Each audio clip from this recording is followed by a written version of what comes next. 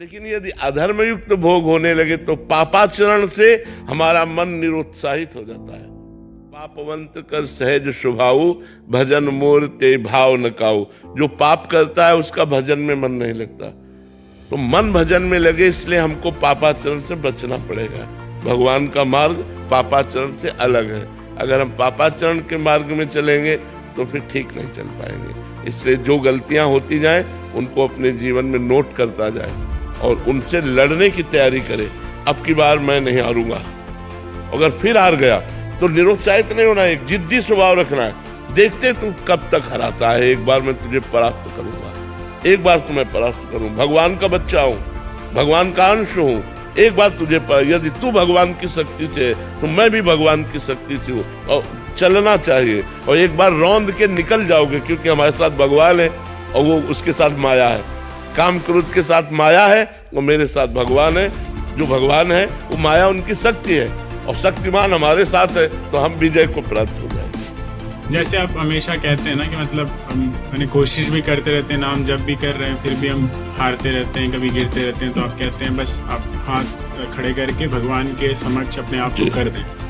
तो लेकिन तब भी फिर भी मतलब गिरते रहते हैं, तो मतलब वही एक इंतजार रहता है कि कब मतलब इंतजार रखो और प्रयास रखो, दोनों चीजें। भगवान की कृपा का इंतजार, अपना भरपूर प्रयास, निश्चित निकल जाओगे। पर कभी कभी हम जैसे कुछ सुधार नहीं कर पाते हैं अपने में, लेकिन आप कहते हैं वही कि जब हम नाम जप करते रहेंगे तो वो खुद ब खुद हमारे। हाँ, बिल्कुल सुधार हो जाएगा, अपने आप हो जाएगा।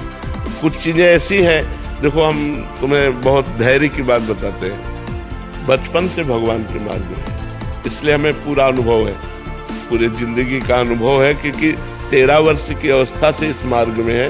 तो एक एक कदम का अनुभव कैसा कैसा, बहुत लंबे समय तक ये काम क्रोध आदि का आवेश होता है।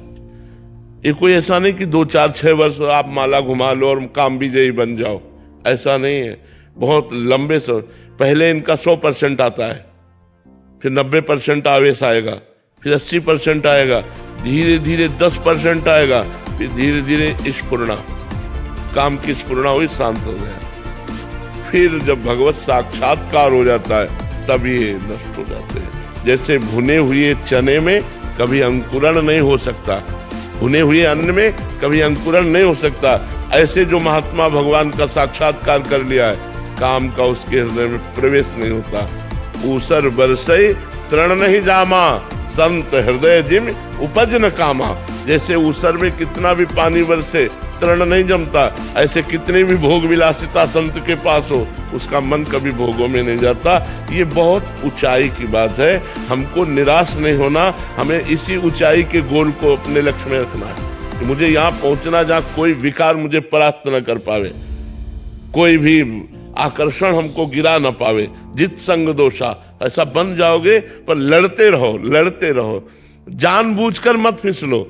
अचानक फिसल जाते हो तो फिर उठकर खड़े होकर के चल दो। जानबूझकर फिसलोगे तो भगवान आपका सहयोग नहीं देंगे, पक्का बात समझ लो। अचानक फिसल गए, जबरदस्ती फिसल गए, मन ने गिरा दिया, वो भगवान देख रहे हैं, वो आपको आगे बढ़ा देंगे।